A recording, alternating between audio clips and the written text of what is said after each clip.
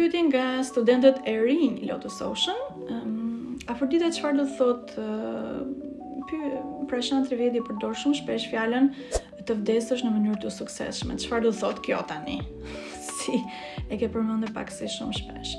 Pyetje e mirë në fakt dhe shumë e pasqyruar nga shumë njerëz në përgjithësi që merren me shpirtëroren.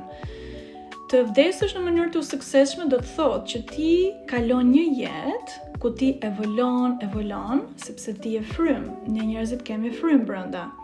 Dhe kur fryma jote evolon, atëherë fryma bëhet një shpirt dhe ti bëhet si dielli, sepse vetëm dielli ka shpirt. Sole do thot diell, sol do thot shpirt. Pra, nga frymë bëhet shpirt dhe ti evolon.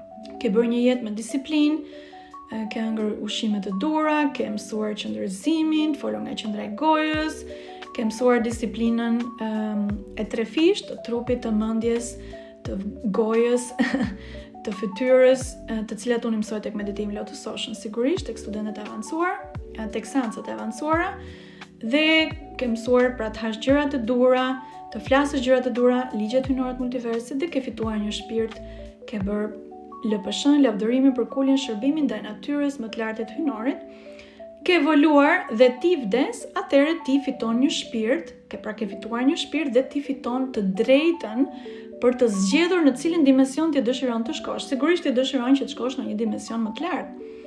Është më se natyrshme. Në qoftë se ti ke fituar një shpirt, ke evoluar, atëherë ti ke një jetë sigurisht të suksesshme, por dhe një vdekje të suksesshme, sepse kalove kufirin toksor.